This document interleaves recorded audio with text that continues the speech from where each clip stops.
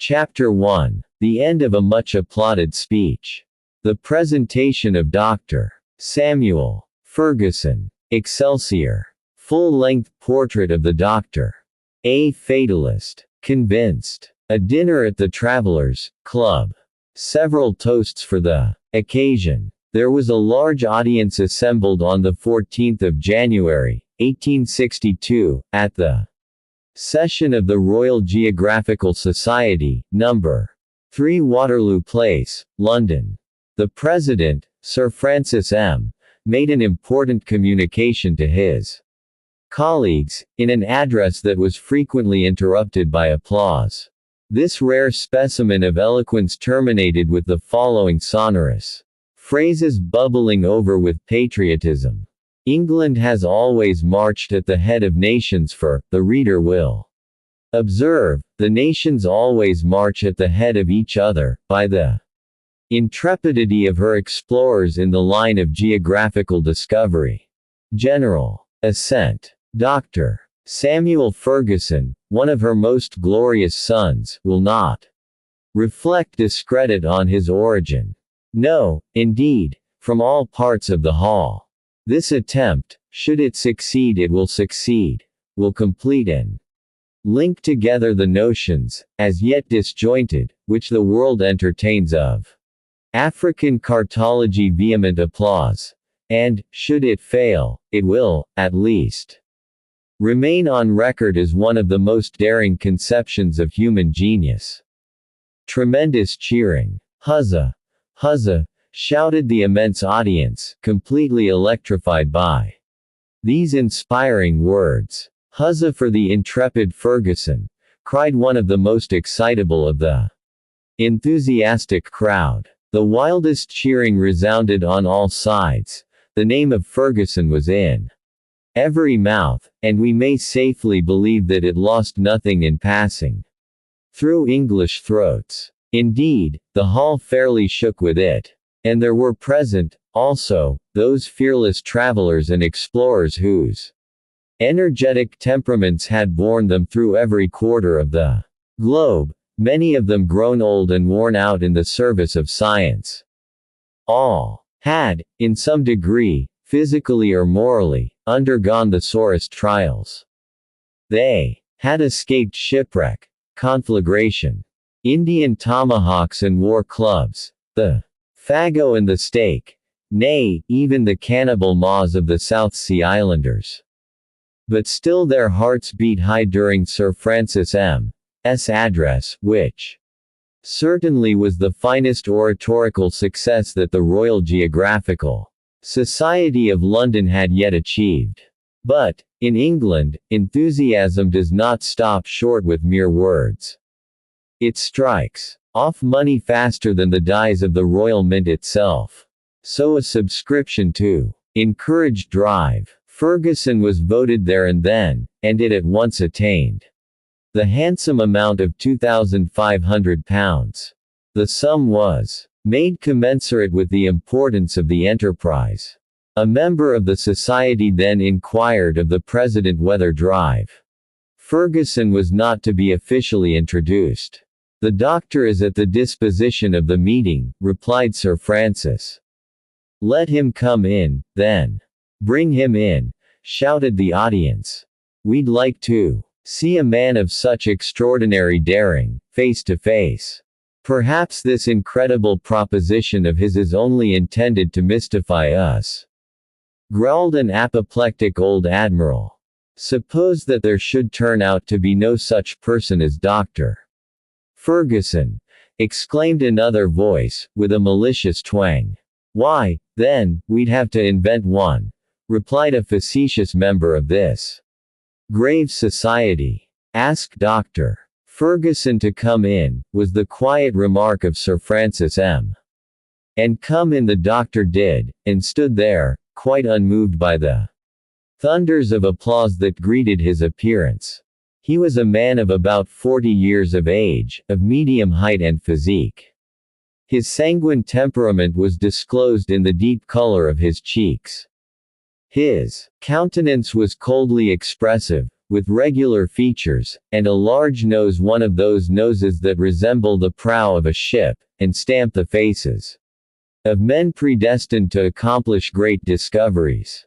His eyes, which were gentle and intelligent, rather than bold, lent a peculiar charm to his physiognomy. His arms were long, and his feet were planted with that solidity which indicates a great pedestrian. A calm gravity seemed to surround the doctor's entire person, and no one would dream that he could become the agent of any mystification, however harmless. Hence, the applause that greeted him at the outset continued until he, with a friendly gesture, claimed silence on his own behalf. He stepped toward the seat that had been prepared for him on his presentation, and then, standing erect and motionless, he, with a determined glance, pointed his right forefinger upward, and pronounced aloud the single word, "Excelsior." Never had one of Bright's or Cobden's sudden onslaughts, never had one of Palmerston's abrupt demands for funds to plate the rocks of the English coast with iron, made such a sensation. Sir Francis M.'s address was completely overshadowed. The doctor had shown himself moderate, sublime, and self-contained. In one, he had uttered the word of the situation, Excelsior. The gouty old admiral who had been finding fault, was completely won over by the singular man before him, and immediately moved the insertion of Dr. Ferguson's speech in the Proceedings of the Royal Geographical Society of London. Who, then, was this person, and what was the enterprise that he proposed? Ferguson's father, a brave and worthy captain in the English Navy, had associated his son with him, from the young man's earliest mind, an investigating intelligence, and a remarkable turn for scientific study. Moreover, he disclosed uncommon address in extricating himself from difficulty. He was never perplexed, not even in handling his fork for the first time, an exercise in which children generally have so little success. His fancy kindled early at the recitals he read of daring enterprise and maritime adventure, and he followed with enthusiasm the discoveries that signalized the first part of the 19th century. He mused over the glory of the Mungo Parks, the Bruces, the Cayleys, the Levalents, and to some extent, I verily believe, of Selkirk Robinson Crusoe, whom he considered in no wise inferior to the rest. How many a well-employed hour he passed with that hero on his Isle of Juan Fernandez. Often he criticized the ideas of the shipwrecked sailor, and sometimes discussed his plans and projects. He would have done differently, in such and such a case, or quite as well, at least of that he felt assured. But of one thing he was satisfied, that he never should have left that pleasant island, where he was as happy as a king, without subjects. No, not if the inducement held out had been promotion to the first lordship in the Admiralty. It may readily be conjectured whether these tendencies were developed during a youth of adventure, spent in every nook and corner of the globe. Moreover, his father, who was a man of thorough instruction, omitted no opportunity to consolidate this keen intelligence by serious studies in hydrography, physics, and mechanics, along with a slight tincture of botany, medicine, and astronomy. Upon the death of the estimable Captain Samuel Ferguson, then 22 years of age, had already made his voyage around the world. He had enlisted in the Bengalese Corps of Engineers, and distinguished himself in several affairs, but this soldier's life had not exactly suited him. Caring but little for command, he had not been fond of obeying. He, therefore, sent in his resignation, and half botanizing, half playing the hunter, he made his way From Surat we see him going over to Australia, and in 1845 participating in Captain Sturt's expedition, which had been sent out to explore the new Caspian Sea, supposed to exist in the center of New Holland.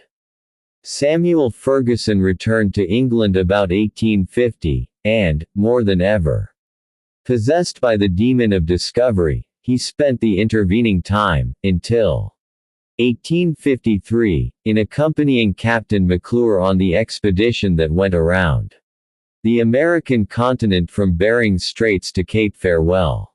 Notwithstanding fatigues of every description, and in all climates, Ferguson's constitution continued marvelously sound. He felt at ease in the midst of the most complete privations. In fine, he was the very type of the thoroughly accomplished explorer whose stomach expands or contracts at will, whose limbs grow longer or shorter according to the resting place that each stage of a journey may bring, who can fall asleep at any hour of the day, or awake at any hour of the night. Nothing, then, was less surprising, after that, than to find our traveler, in the period from 1855 to 1857, visiting the whole region west of the Tibet, in company with the brothers Schlagentweit, and bringing back some curious ethnographic observations from that expedition. During these different journeys, Fergusson had been the most active and interesting correspondent of the Daily Telegraph, the penny newspaper, whose circulation amounts to 140,000 copies, and yet scarcely suffices for its many legions of readers. Thus, the doctor had become well known to the public, although he could not claim membership in either of the Royal Geographical Societies of London, Paris, Berlin, Vienna, or St. Petersburg, or yet with the Travelers' Club, or even the Royal Polytechnic Institute, where his friend the statistician Cockburn ruled in state. The latter savant had, one day, gone so far as to propose to him the following problem. Given the number of miles traveled by the doctor in making the circuit of the globe, how many more had his head described than his feet, by reason of the different lengths of the radii, or the number of miles traversed by the doctor? This was done with the idea of complimenting him, but the doctor had held himself aloof from all the learned bodies, belonging, as he did, to the church militant and not to the church polemical. He found his time better employed in seeking than in discussing, in discovering rather than discoursing. There is a story told of an Englishman who came one day to Geneva, intending to visit the lake. He was placed in one of those odd vehicles in which the passengers sit side by side, as they do in an omnibus. Well, it so happened that the Englishman got a seat that left him with his back turned toward the lake. The vehicle completed its circular trip without his thinking to turn around once, and he went back to London delighted with the lake of Geneva. Dr. Fergusson, however, had turned around to look about him on his journeyings, and turned to such good purpose that he had seen a great deal.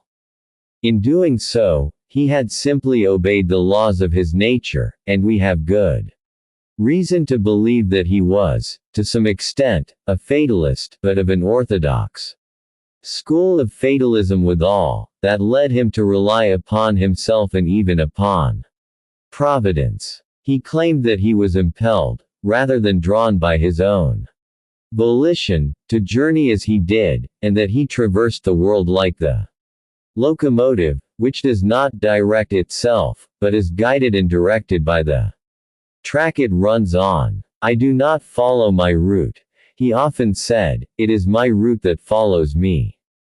The reader will not be surprised, then, at the calmness with which the doctor received the applause that welcomed him in the Royal Society.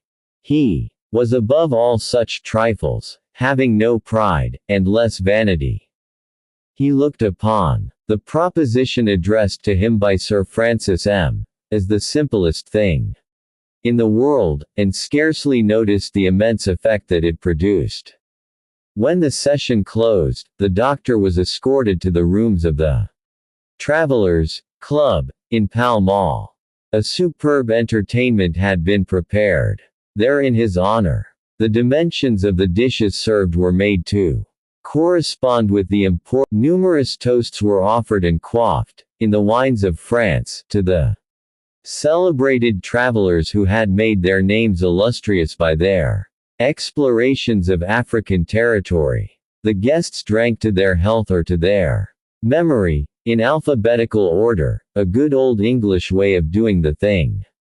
Among those remembered thus, were Abadi, Adams, Adamson, Anderson, Arnaud, Bakey, Baldwin, Barth, Betuda, Beek, Beltram, Du Burba, Bimbaki, Bolognese, Bolwick, Belzoni, Bonmain, Brisson, Brown, Bruce, Brun Rollet, Burchell, Burkhart, Burton, Caland, Cayley, Campbell, Chapman, Clapperton, Claude Bay, Colomieu, Corbel, Cumming, Cuny, De Bono, Deccan, Denham, Desaventures, Dixon, Dockard, Du Chaillu, Duncan, Durand, Durol, Duvirier, Descayrac, de Lauture, Erhardt, Ferret, Fresnel, Gallinier, Galton, Gieffroy, Golberry, Hahn, Halm, Harnier, Heckwart, Huglin, Hornman, Hoden, Imbert, Kaufmann,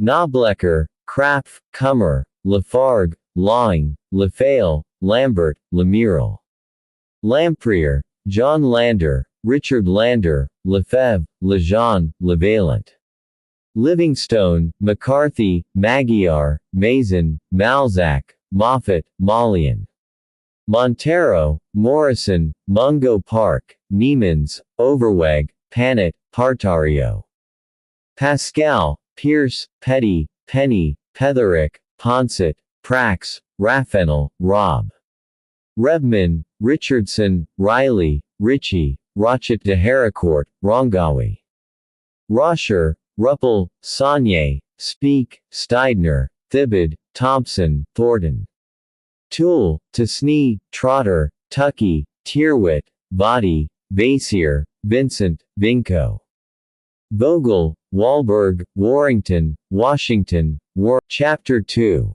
The article in the Daily Telegraph. War between the scientific journals. Mr. Peterman backs his friend Drive. Ferguson. Reply of the Savon. Koner. Bets made. Sundry propositions offered to the doctor. On the next day, in its number of January 15, the Daily Telegraph published an article couched in the following terms. Africa is, at length, about to surrender the secret of her vast solitudes. A modern Oedipus is to give us the key to that enigma which the learned men of 60 centuries have not been able to decipher. In other days, to seek the sources of the Nile, Fontes Nili Quarrier, was regarded as a mad endeavor, a chimera that could not be realized. Dr. Barth, in following out to Soden the track traced by Denham and Clapperton. Dr. Livingstone, in multiplying his fearless explorations from the Cape of Good Hope to the basin of the Zambesi.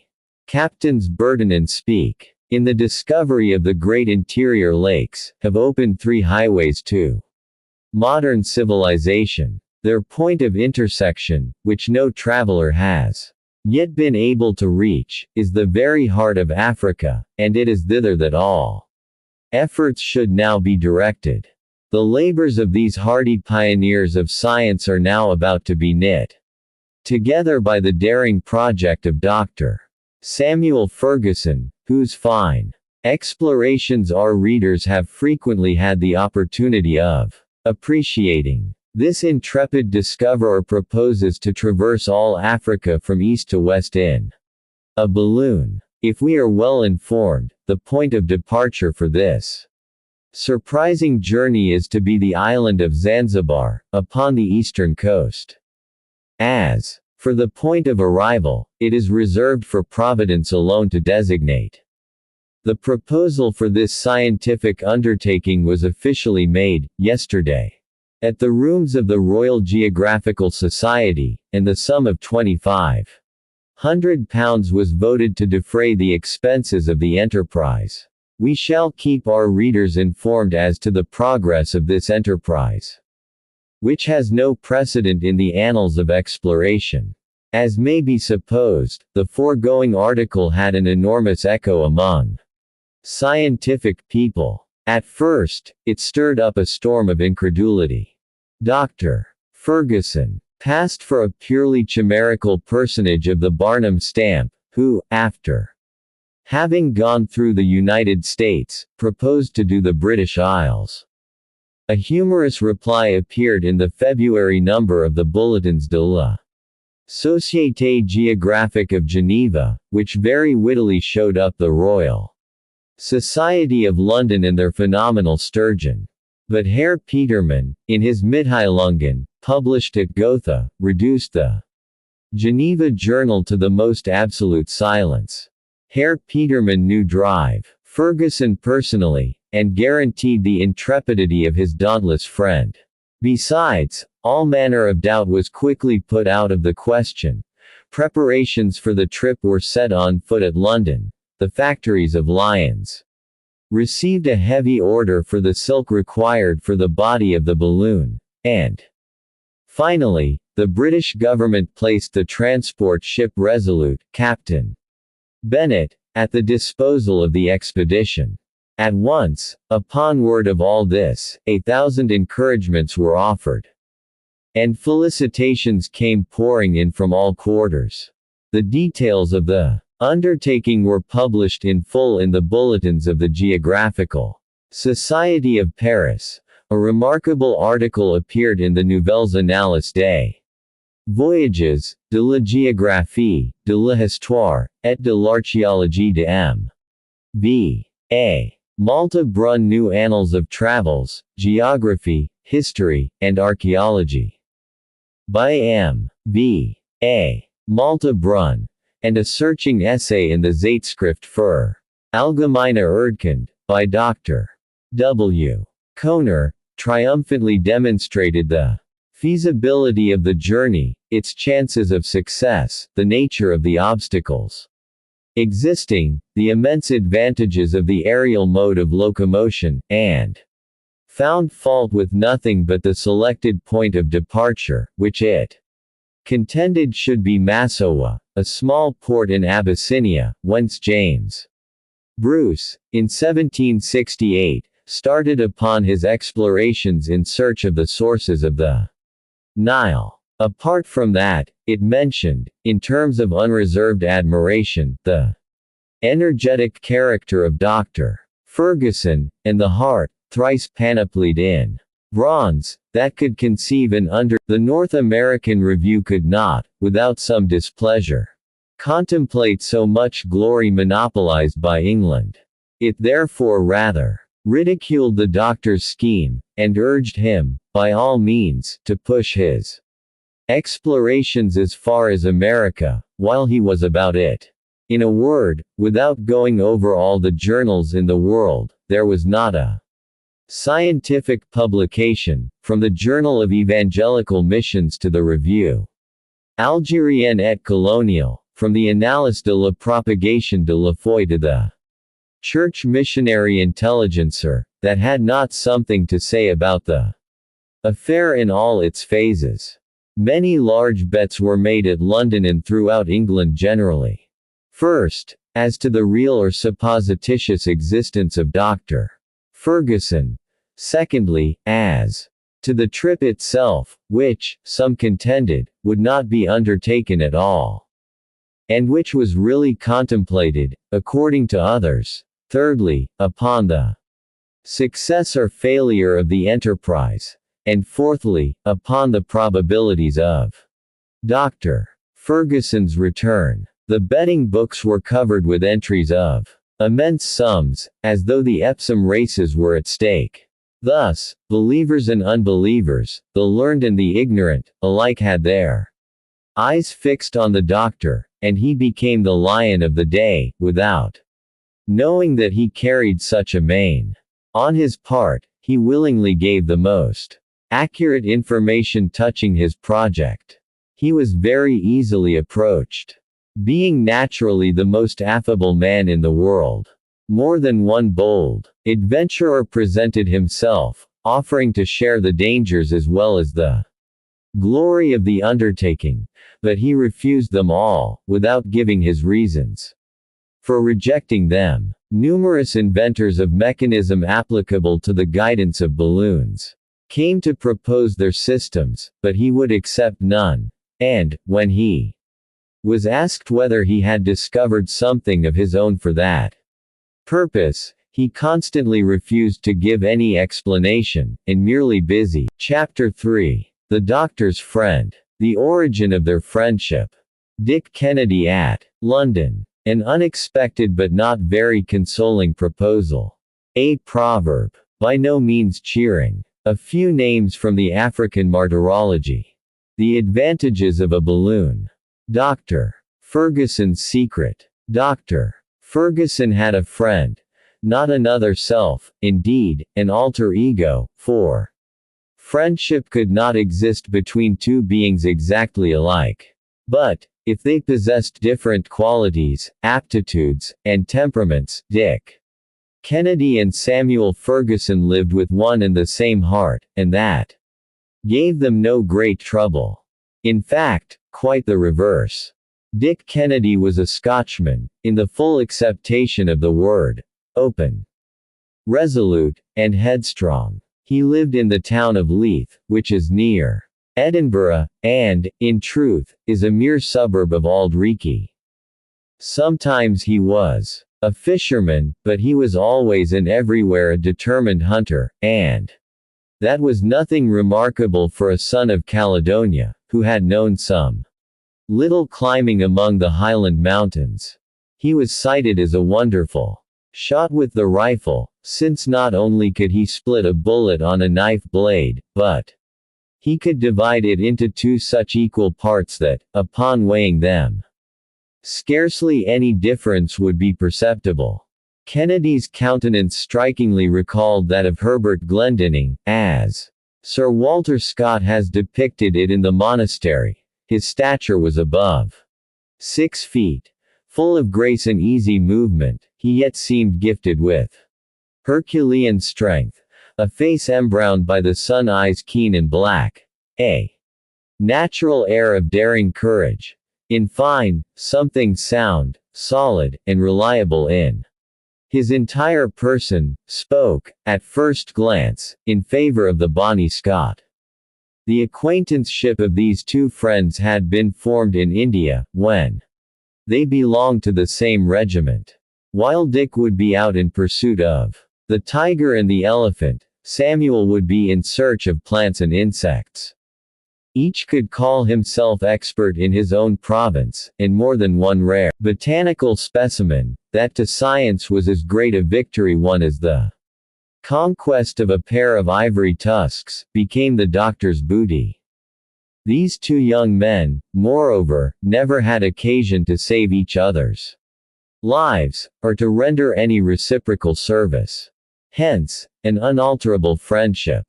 Destiny sometimes bore them apart, but sympathy always united them.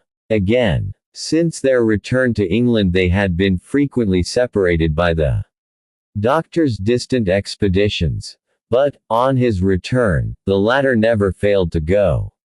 Not to ask for hospitality, but to bestow some weeks of his presence at the home of his crony Dick. The Scot talked of the past, the doctor busily prepared for the future. The one looked back, the other forward. Hence, a restless spirit personified in Ferguson, perfect calmness typified in Kennedy. Such was the contrast. After his journey to the Tibet, the doctor had remained nearly 2 years. Without hinting at new explorations, and Dick, supposing that his friends' instinct for travel and thirst for adventure had at length died out, was perfectly enchanted. They would have ended badly, some day or other, he thought to himself. No matter what experience one has with men, one does not travel always with impunity among cannibals and wild beasts. So, Kennedy besought the doctor to tie up his bark for life, having done enough for science, and too much for the gratitude of men. The doctor contented himself with making no reply to this. He remained absorbed in his own reflections, giving himself up to secret calculations, passing his nights among heaps of figures, and making experiments with the strangest looking machinery, inexplicable to everybody but himself. It could readily be guessed, though, that some great thought was fermenting in his brain. What can, merciful heaven, he exclaimed, the lunatic, the madman, cross Africa in a balloon? Nothing but that was wanted to cap the climax. That's what he's been bothering his wits about these 2 years past. Now, reader, substitute for all these exclamation points, as many ringing thumps with a brawny fist upon the table, and you have some idea of the manual exercise that Dick went through while he thus spoke.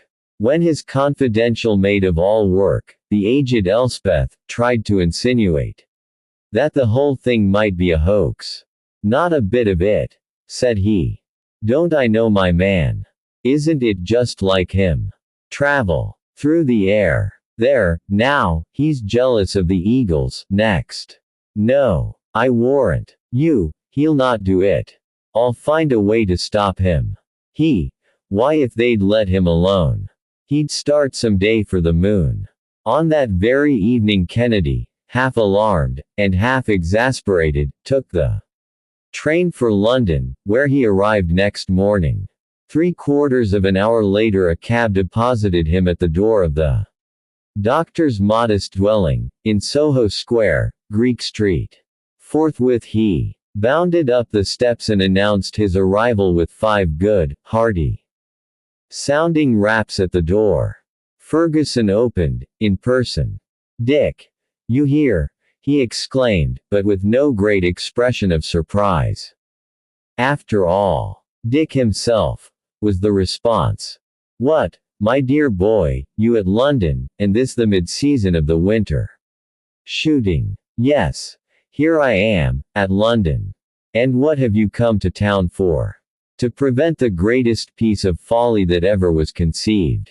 Folly, said the doctor. Is what this paper says, the truth? Rejoined Kennedy, holding out the copy of the Daily Telegraph, mentioned above. Ah, that's what you mean, is it? These newspapers are great tattlers. But, sit down, my dear Dick. No, I won't sit down. Then, you really intend to attempt this journey? Most certainly. All my preparations are getting along finely, and I. Where are your traps? Let me have a chance at them. I'll make them fly. I'll put your preparations in fine order. And so saying, the gallant Scot gave way to a genuine explosion of wrath. Come, be calm, my dear Dick, resumed the doctor. You're angry at me, because I did not acquaint you with my new project. He calls this his new project. I have been very busy, the doctor went on, without heeding the interruption. I have had so much to look after. But rest assured that I should not have started without writing to you. Oh, indeed. I'm highly honored. Because it is my intention to take you with me. Upon this, the Scotchman gave a leap that a wild goat would not have been ashamed of among his native crags. Ah, really, then, you want them to send us both to Bedlam. I have counted positively upon you, my dear Dick, and I have picked you out from all the rest. Kennedy stood speechless with amazement. After listening to me for 10, and suppose that I refuse to go with you. But you won't refuse. But, suppose that I were to refuse. Well, I'd go alone. Let us sit down, said Kennedy, and talk without excitement. The moment you give up jesting about it, we can discuss the thing. Let us discuss it, then, at breakfast, if you have no objections, my dear Dick. The two friends took their seats opposite to each other, at a little table with a plate of toast and a huge tea urn before them. My dear Samuel, said the sportsman, your project is insane. It is impossible. It has no resemblance to anything reasonable or practicable. That's for us to find out when we shall have tried it. But trying it is exactly what you ought not to attempt. Why so, if you please? Well, the risks, the difficulty of the thing. As for difficulties, replied Ferguson, in a serious tone, they were made to be overcome. As for risks and dangers, who can flatter himself that he is to escape them? Everything in life involves danger. It may even be dangerous to sit down at one's own table, or to put one's hat on one's own head. Moreover, we must look upon what is to occur as having already occurred, and see nothing but the present in the future, for the future is but the present a little farther on. There it is, exclaimed Kennedy, with a shrug. As great a fatalist as ever. Yes, but in the good sense of the word. Let us not. There was no reply to make, but that did not prevent Kennedy from resuming a series of arguments which may be readily conjectured, but which were too long for us to repeat. Well, then, he said, after an hour's discussion, if you are absolutely determined to make this trip across the African continent, if it is necessary for your happiness, why not pursue the ordinary routes? Why? Ejaculated the doctor, growing animated. Because all attempts to do so, up to this time, have utterly failed. Because, from Mungo Park, assassinated on the Niger, to Vogel, who disappeared in the Wadai country, from Oudney, who died at Murmur, and Clapperton, lost at Saketu, to the Frenchman Mason, who was cut to pieces, from Major Lawing, killed by the Tuaregs, to Roscher, from Hamburg, massacred in the beginning of 1860. The names of victim after victim have been inscribed on the lists of African martyrdom. Because, to contend successfully against the elements, against hunger, and thirst, and fever, against savage beasts, and still more savage men, is impossible. Because, what cannot be done in one way, should be tried in another. In fine, because what one cannot pass through directly in the middle, must be passed by going to one side or overhead. If passing over it were the only question, interposed Kennedy, but passing high up in the air, doctor, there's the rub. Come, then, said the doctor, what have I to fear? You will admit that I have taken my precautions in such manner as to be certain that my balloon will not fall. But, should it disappoint me, I should find myself on the ground, in the normal conditions imposed upon other explorers. But, my balloon will not deceive me, and we need make no such calculations. Yes, but you must take them into view. No, Dick. I intend not to be separated from the balloon until I reach the western coast of Africa. With it, everything is possible. Without it, I fall back into the dangers and difficulties as well as the natural obstacles that ordinarily attend such an expedition. With it, neither heat, nor torrents, nor tempests come down. Should there be a mountain, I can pass over it. A precipice, I can sweep across it. A river, I can sail beyond it. A storm, I can rise away above it. A torrent, I can skim it like a bird. I can advance without fatigue, I can halt without need of repose. I can soar above the nascent cities. I can speed Onward with the rapidity of a tornado, sometimes at the loftiest heights. Sometimes only 100 feet above the soil, while the map of Africa unrolls itself beneath my gaze in the great atlas of the world. Even the stubborn Kennedy began to feel moved, and yet the spectacle thus conjured up before him gave him the vertigo. He riveted his eyes upon the doctor with wonder and admiration, and yet with fear, for he already felt himself swinging aloft in space. "Come, come," said he, at last. "Let us see, Samuel. Then you have discovered the means of guiding a balloon." "Not by any means. That is a utopian idea." "Then, you will go whithersoever Providence wills, but, at all events, from east to west." "Why so?" "Because I expect to avail myself of the trade winds, the direction of which is always the same." "Ah, yes, indeed," said Kennedy, reflecting. "The trade winds. Yes, truly one might. There's something in that." "Something in it? Yes, my excellent friend. There's everything in it. The English government has placed a transport at my disposal, and 3 or 4 vessels are to cruise off the western coast of Africa, about the presumed period of my arrival. In 3 months, at most, I shall be at Zanzibar, where I will inflate my balloon, and from that point we shall launch ourselves." "We," said Dick. "Have you still a shadow of an objection to offer?" "Speak, friend Kennedy." "An objection? I have 1,000. But among other things, tell me, if you expect to see the country. If you expect to mount and descend at pleasure. You cannot do so, without losing your gas. Up to this time no other means have been devised, and it is this that has always prevented long journeys in the air. My dear Dick, I have only one word to answer. I shall not lose one particle of gas. And yet you can descend when you please." "I shall descend when I please." "And how will you do that?" "Ah, ha!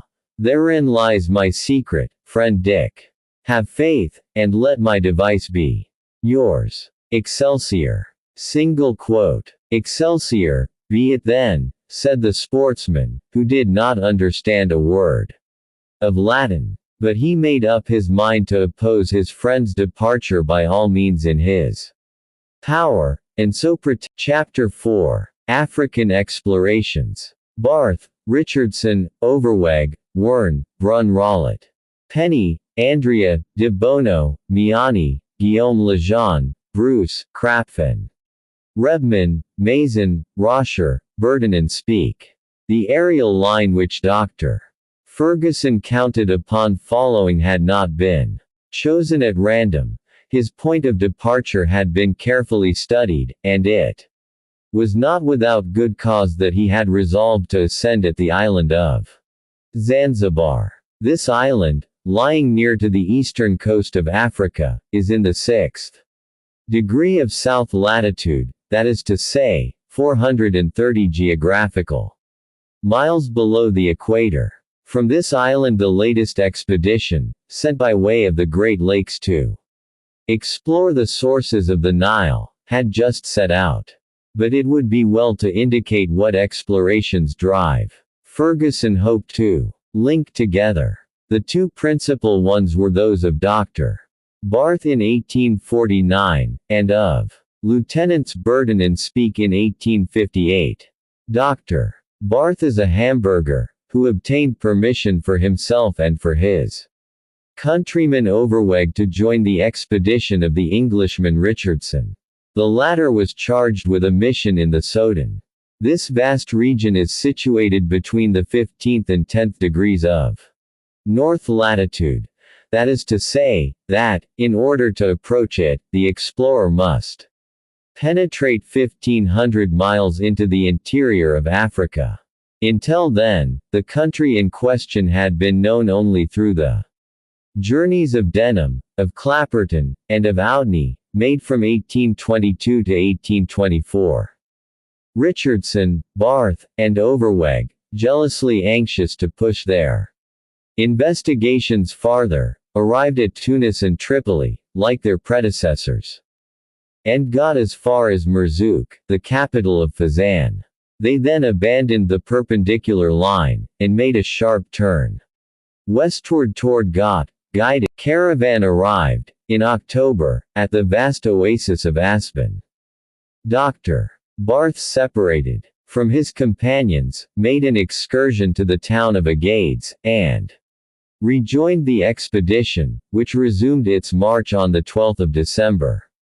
At length it reached the province of Damergo. There the three travelers parted, and Barth took the road to Kano, where he arrived by dint of perseverance, and after paying considerable tribute. In spite of an intense fever, he quitted that place on the 7th of March, accompanied by a single servant. The principal aim of his journey was to reconnoiter Lake Chad, from which he was still 350 miles distant. He therefore advanced toward the east, and reached the town of Zorokolo, in the Borno country, which is the core of the great Central Empire of Africa. There he heard of the death of Richardson, who had succumbed to fatigue and privation. He next arrived at Kuka, the capital of Borno, on the borders of the lake.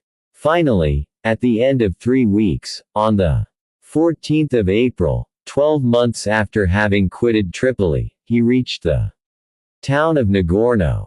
We find him again setting forth on the 29th of March, 1851, with Overweg, to visit the kingdom of Adamawa, to the south of the lake, and from there he pushed on as far as the town of Yola, a little below 9 degrees north latitude. This was the extreme southern limit reached by that daring traveler.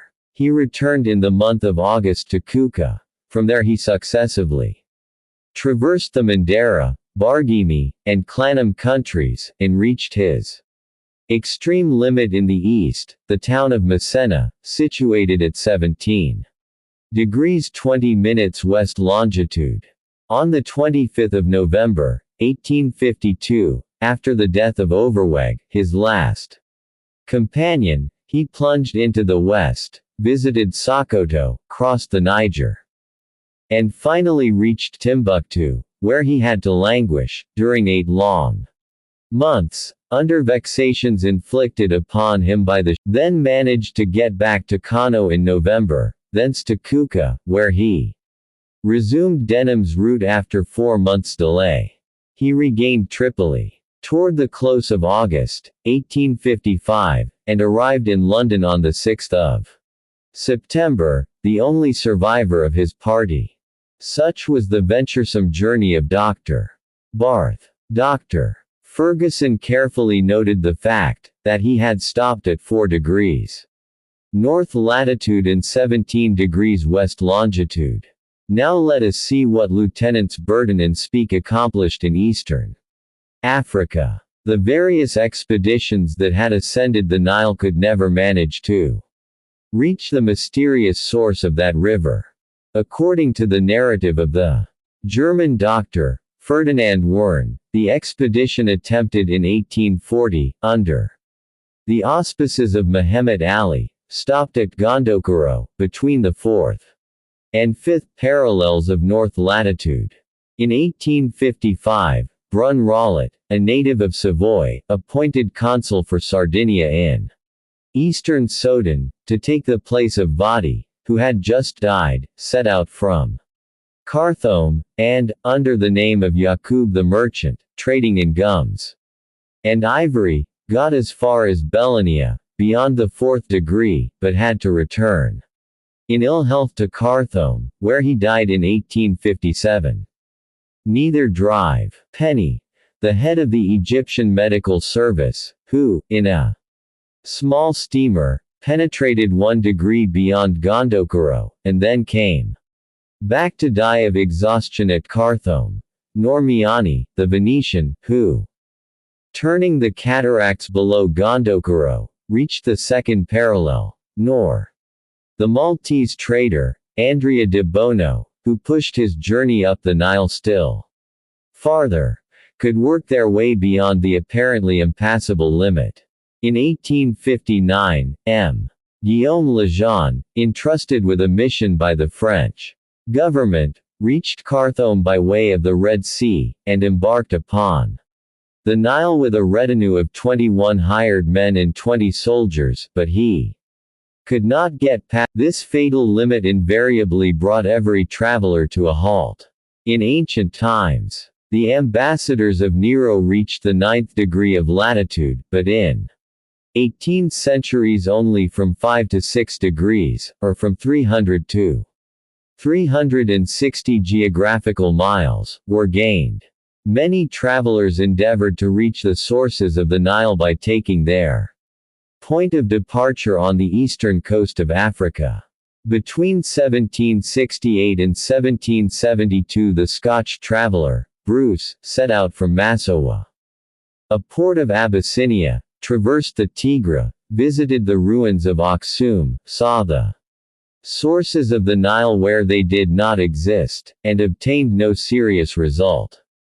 In 1844, Drive Krapf, an Anglican missionary, founded an establishment at Monbaz, on the coast of Zanzibar, and, in company with the Rev. Dr. Rebman, discovered 2 mountain ranges 300 miles from the coast. These were the mountains of Kilimanjaro and Kenya, which Messrs. de Heuglin and Thornton have partly scaled so recently. In 1845, Mason, the French explorer, disembarked, alone, at Bagamoyo, directly opposite to Zanzibar, and got as far as Dehi la Mhora, where the chief caused him to be put to death in the most cruel torment. In 1859, in the month of August, the young traveler, Roscher, from Hamburg, set out with a caravan of Arab merchants, reached Lake Nyassa, and was there assassinated while he slept. Finally, in 1857, Lieutenants Burton and Speke, both officers in the Bengal Army, were sent by the London Geographical Society to explore the great African lakes, and on the 17th of June they quitted Zanzibar, and plunged directly into the west. After 4 months of incredible suffering, their baggage having been pillaged, and their attendants beaten and slain, they arrived at Kaza, a sort of central rendezvous for traders and caravans.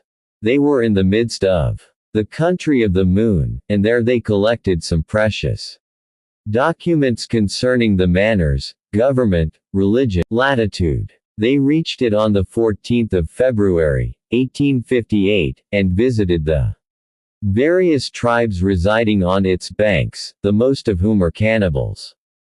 They departed again on the 26th of May, and re-entered Kaza on the 20th of June. Their burden, who was completely worn out, lay ill for several months, during which time Speke made a push to the northward of more than 300 miles, going as far as Lake Okarakua, which he came in sight of on the 3d of August, but he could descry only the opening of it at latitude 2 degrees 30 minutes.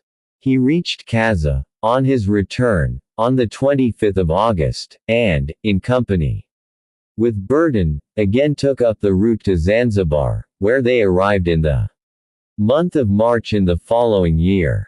These 2 daring explorers then re-embarked for England, and the Geographical Society of Paris decreed them its annual prize medal. Dr. Ferguson carefully remarked that they had not gone beyond the 2nd degree of south latitude, nor the 29th of east longitude. The problem, therefore, was how to link the explorations of Burton and Speke with those of Dr. Barth, since to do so was to undertake to traverse an extent of more than 12 degrees of. Chapter 5, Kennedy's Dreams. Articles and pronouns in the plural. Dicks. Insinuations. A promenade over the map of Africa. What is contained? Between 2 points of the compass. Expeditions now on foot. Speak. And Grant. Krapf, de Deccan, and de Hughlin. Dr. Ferguson energetically pushed the preparations for his departure, and in person superintended the construction of his balloon, with certain modifications, in regard to which he observed the most absolute silence. For a long time past he had been applying himself to the study of the Arab language and the various Mandingo idioms, and, thanks to his talents as a polyglot, he had made rapid progress. In the meanwhile his friend, the sportsman, never let him out of his sight, afraid, no doubt, that the doctor might take his departure, without saying a word to anybody. On this subject, he regaled him with the most persuasive arguments, which, however, did not persuade Samuel Ferguson, and wasted his breath in pathetic entreaties, by which the latter seemed to be but slightly moved. In fine, Dick felt that the doctor was slipping through his fingers. The poor Scot was really to be pitied. He could not look upon the azure vault without a somber terror. When asleep, he felt oscillations that made his head reel, and every night he had visions of being swung aloft at immeasurable heights. We must add that, during these fearful nightmares, he once or twice fell out of bed. His first care then was to show Ferguson a severe contusion that he had received on the cranium. And yet, he would add, with warmth, that was at the height of only 3 feet, not an inch more, and such a bump as this. Only think, then. This insinuation, full of sad meaning as it was, we'll not fall, was his invariable reply. But, still, suppose that we were to fall. We will not fall. This was decisive, and Kennedy had nothing more to say. What particularly exasperated Dick was, that the doctor seemed completely to lose sight of his personality, of his, Kennedy's, and to look upon him as irrevocably destined to become his aerial companion. Not even the shadow of a doubt was ever suggested, and Samuel made an intolerable misuse of the first-person plural. We are getting along.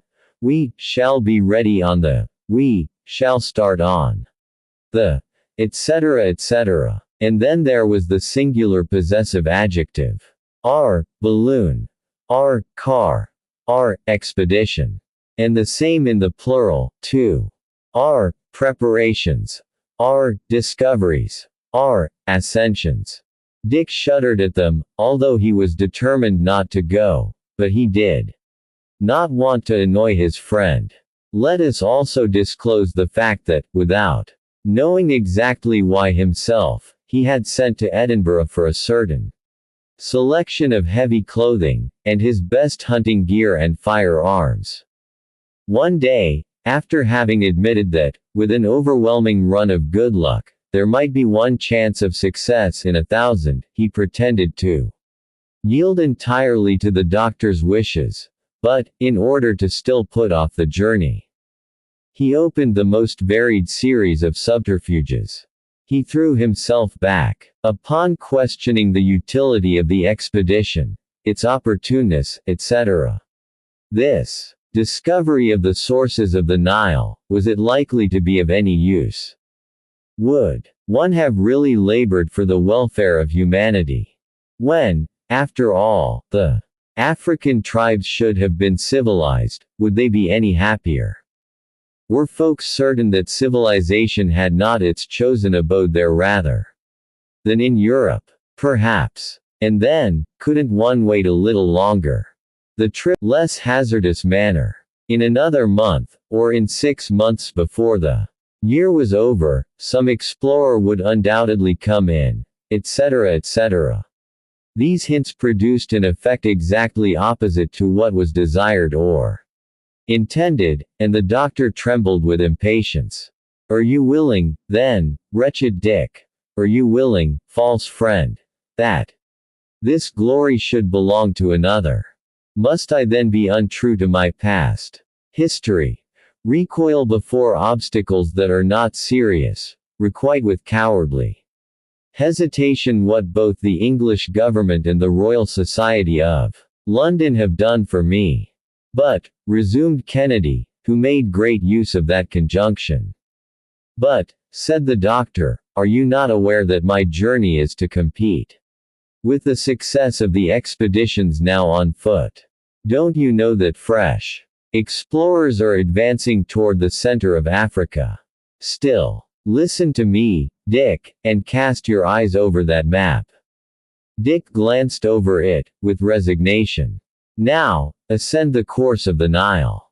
I have ascended it, replied the Scotchman, with docility. Stop at Gondokoro. I am there. And Kennedy thought to himself how easy such a trip was. On the map. Now, take one of the points of these dividers and let it rest upon that place. Now, follow the same parallel and arrive at Kaza. I have done so. Run up again along the 33rd degree of longitude to the opening of Lake Okoro, at the point where Lieutenant Speke had to halt. I am there. A little more, and I should have tumbled into the lake. Very good. Now, do you know what we have the right to suppose? According to the information given by the tribes that live along its shores. I haven't the least idea. Why, that this lake, the lower extremity of which is in 2 degrees and 30 minutes, must extend also 2 degrees and a half above the equator. Really? Well, from this northern extremity there flows a stream which must necessarily join the Nile, if it be not the Nile itself. That is, indeed, curious. Then, let the other point of your dividers rest upon that extremity of Lake Okoro. It is done, friend Ferguson. Now, how many degrees can you count between the 2 points? Scarcely 2. And do you know what that means, Dick? Not the least in the world.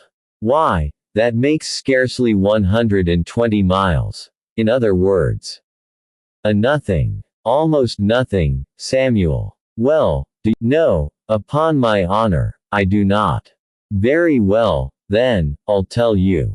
The Geographical Society regard as very important the exploration of this lake of which Speke caught a glimpse.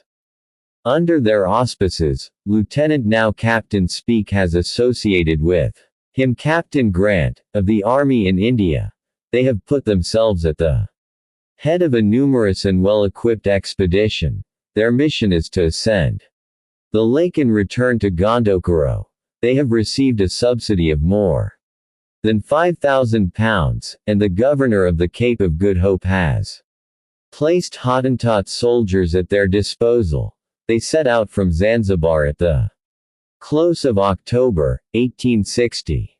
In the meanwhile John Petherick, the English consul at the city of Khartoum, has received about £700 from the Foreign Office. He is to equip a steamer at Khartoum, stock it with sufficient provisions, and make his way to Gondokoro. There, he will await Captain Speke's caravan, and be able to replenish its supplies to some extent. Well planned, said Kennedy. You can easily see, then, that time presses if we are to take part in these exploring labors. And that is not all, since, while some are thus advancing with sure steps to the discovery of the sources of the Nile, others are penetrating to the very heart of Africa. On foot, said Kennedy. Yes, on foot, rejoined the doctor, without noticing the insinuation. Dr. Kraft proposes to push forward, in the west, by way of the Job, a river lying under the equator. Baron de Decken has already set out from Monbaz, has reconnoitered the mountains of Kenaya and Kilimanjaro, and is now plunging in toward the center. But all this time on foot. On foot or on mules? Exactly the same, so far as I am concerned, ejaculated Kennedy. Lastly, resumed the doctor, M. de Hugelin, the Austrian vice-consul at Khartoum, has just organized a very important expedition, the first aim of which is to search for the traveler Vogel, who, in 1853, was sent into the Soudan to associate himself with the labors of Dr. Barth. In 1856, he quitted Borno, and determined to explore the unknown country that lies between Lake Chad and Darfur. Nothing has been seen of him since that time. Letters that were received in Alexandria, in 1860, said that he was killed at the order of the King of Wadai, but other letters, addressed by Dr. Hartmann to the traveler's father, relate that, according to the recital of a Felitah of Borno, Vogel was merely held as a prisoner at Wara.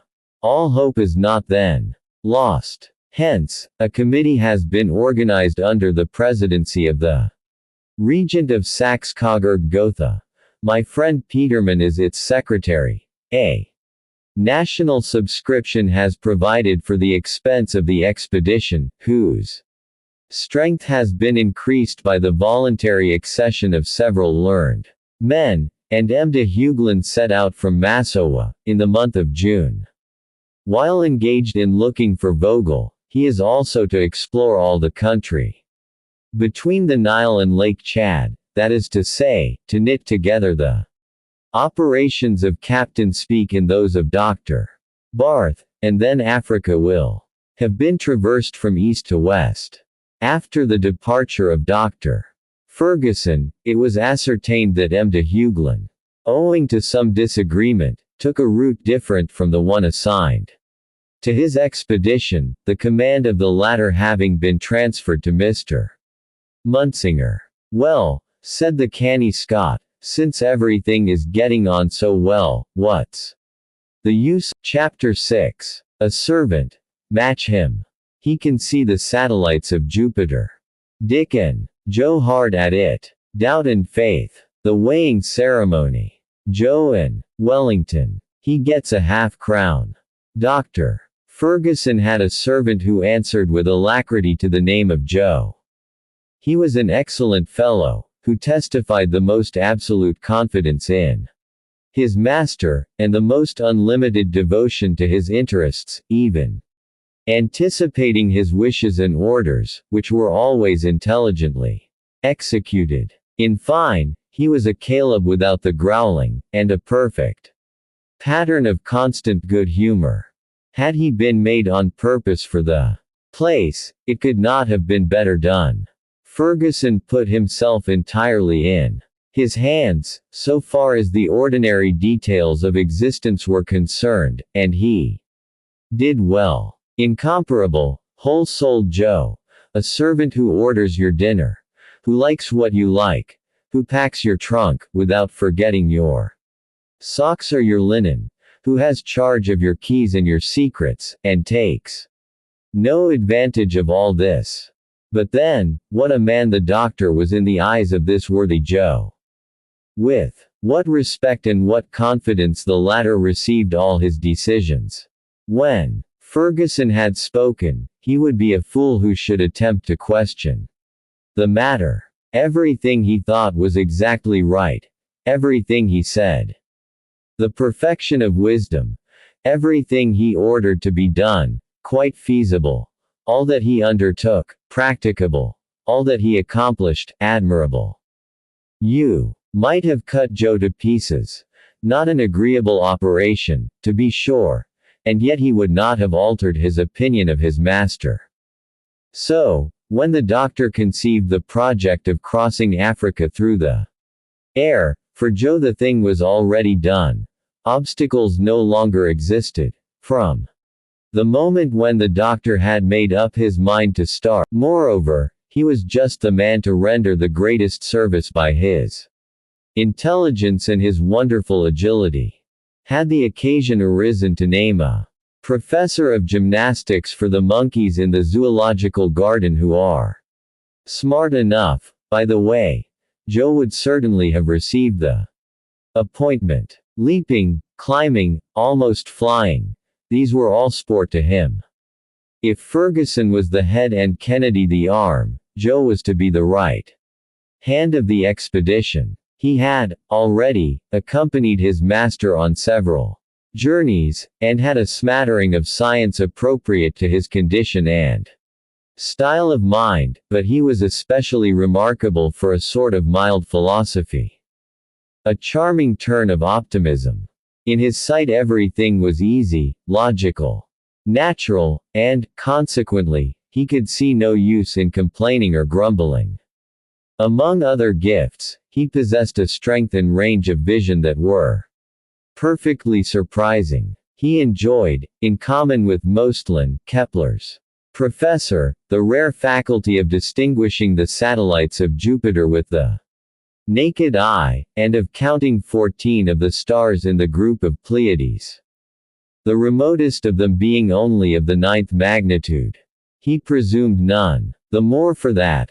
On the contrary, he made his bow to you, at a distance. And when occasion arose he bravely knew how to use his eyes. With such profound faith as Joe felt in the doctor, it is not to be wondered at that incessant discussions sprang up between him and Kennedy, without any lack of respect to the latter, however. One doubted, the other believed. One had a prudent foresight, the other blind confidence. The doctor, however, vibrated between doubt and confidence. That is to say, he troubled his head with neither one nor the other.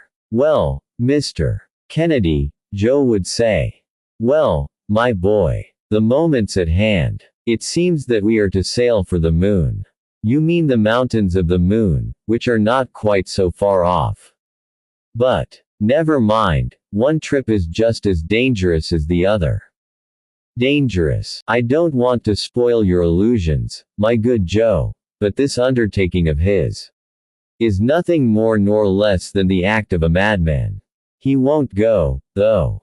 He won't go, Then you haven't seen his balloon at Mitchell's factory in the borough. I'll take precious good care to keep away from it.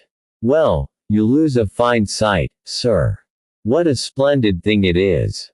What a pretty shape. What a nice car. How snug we'll feel in it. Then you really think of going with your master? I answered Joe, with an accent of profound conviction. Why, I'd go with him wherever he pleases. Who ever heard of such a thing? Leave him to go off alone, after we've been all over the world together. Who would help him when he was tired? Who would give him a hand in climbing over the rocks? Who would attend him when he was sick? No, Mr. Kennedy, Joe will always stick to the doctor.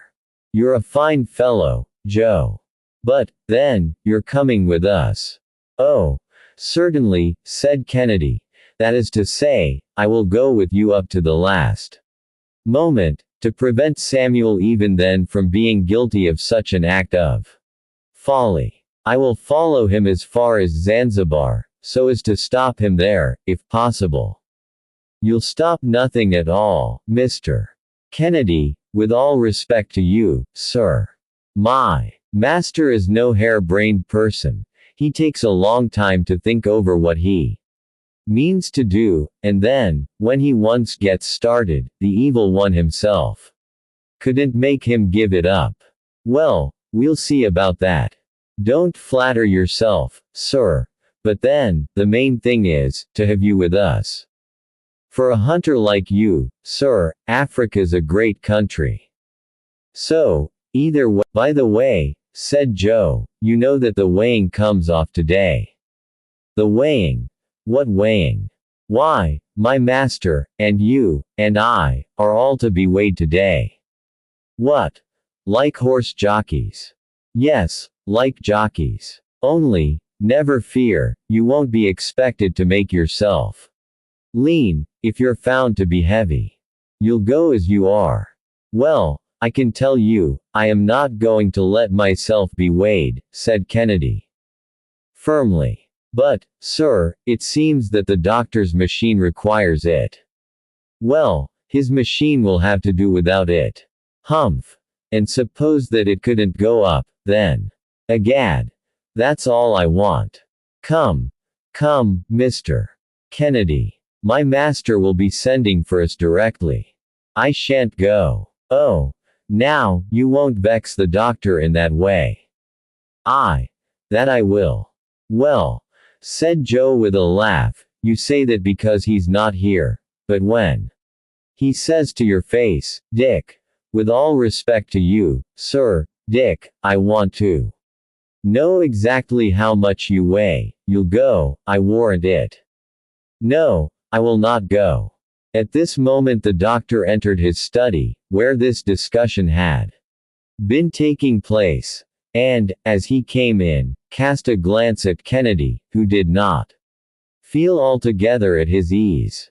Dick, said the doctor, come with Joe. You may keep your hat on. Come. And Kennedy went. They repaired in company to the workshop of the Messrs. Mitchell, where one of those so-called Roman scales was in readiness. It was necessary, by the way, for the doctor to know the weight of his companions, so as to fix the equilibrium of his balloon, so he made Dick get up on the platform of the scales. The latter, without making any resistance, said, in an undertone, "Oh, well, that doesn't bind me to anything. 153 pounds, said the doctor, noting it down on his tablets. Am I too heavy? Why, no, Mr. Kennedy, said Joe, and then, you know, I am light to make up for it. So saying, Joe, with enthusiasm, took his place on the scales, and very nearly upset them in his ready haste. He struck the attitude of Wellington where he is made to ape Achilles, at Hyde Park entrance, and was superb in it, without the shield. 120 pounds, wrote the doctor. Ah, ha, said Joe, with a smile of satisfaction. And why did he smile? He never could tell himself. It's my turn now, said Ferguson, and he put down 135 pounds to his own account. All three of us, said he, do not weigh much more than 400 pounds. But, sir, said Joe, if it was necessary for your expedition, I could make my Chapter 7. Geometrical details. Calculation of the capacity of the balloon. The double receptacle. The covering. The car. The mysterious apparatus. The provisions and stores. The final summing up. Dr. Ferguson had long been engaged upon the details of his expedition. It is easy to comprehend that the balloon, that marvelous vehicle which was to convey him through the air, was the constant object of his solicitude. At the outset, in order not to give the balloon too ponderous dimensions, he had decided to fill it with hydrogen gas, which is 14.5 times lighter than common air. The production of this gas is easy, and it has given the greatest satisfaction hitherto in aerostatic experiments. The doctor, according to very accurate calculations, found that, including the articles indispensable to his journey and his apparatus, he should have to carry a weight of 4,000 pounds. Therefore he had to find out what would be the ascensional force of a balloon capable of raising such a weight, and consequently, what would be its capacity. A weight of 4,000 pounds is represented by a displacement of the air amounting to 44,847 cubic feet. Or, in other words, 44,847 cubic feet of air weigh about 4,000 pounds. By giving the balloon these cubic dimensions, and filling it with hydrogen gas, instead of common air, the former being 14.5 times lighter and weighing therefore only 276 pounds, a difference of 3,724 pounds in equilibrium is produced, and it is this difference between the weight of the gas contained in the balloon and the weight of the surrounding atmosphere. That constitutes the ascensional force of the former. However, were the 44,847 cubic feet of gas of which we speak, all introduced into the balloon, it would be entirely filled. But that would not do, because, as the balloon continued to mount into the more rarefied layers of the atmosphere, the gas within would dilate, and soon burst the cover containing it. Balloons, then, are usually only 2/3 filled. But the doctor, in carrying out a project known only to himself, resolved to fill his balloon only 1/2. And, since he had to carry 44,847 cubic feet of gas, to give his balloon nearly double capacity, he arranged it in that elongated, oval shape which has come to be preferred. The horizontal diameter was 50 feet, and the vertical diameter 75 feet. He thus obtained a spheroid, the capacity of which amounted, in round numbers, to 90,000 cubic feet.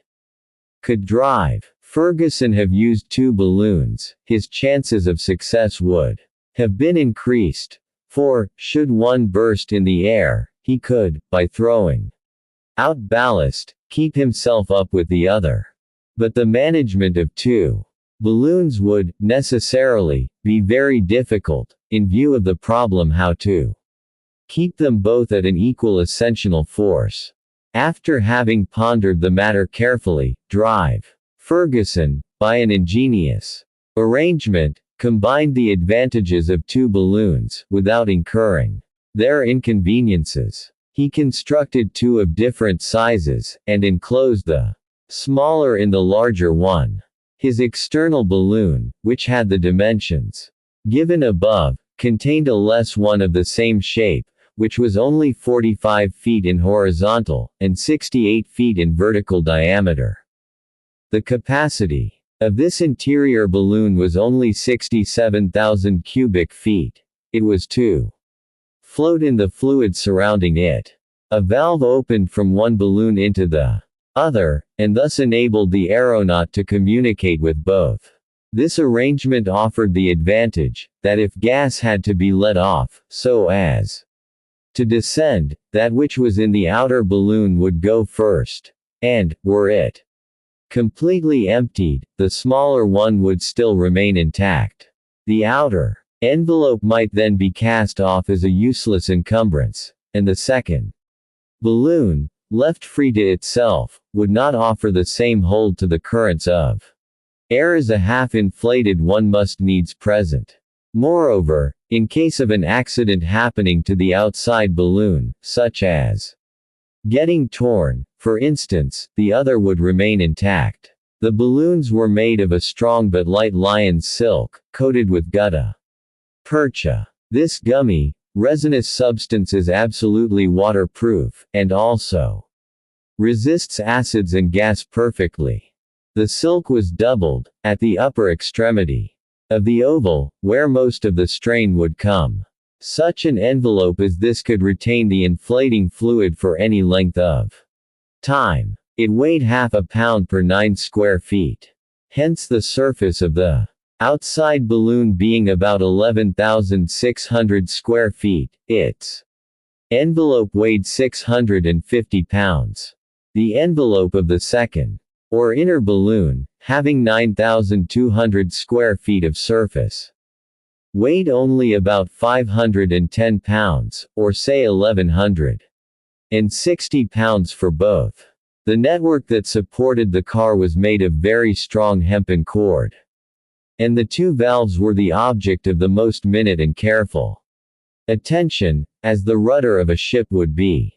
The car, which was of a circular form and 15 feet in diameter, was made of wicker work, strengthened with a slight covering of iron, and protected below by a system of elastic springs, to deaden the shock of collision.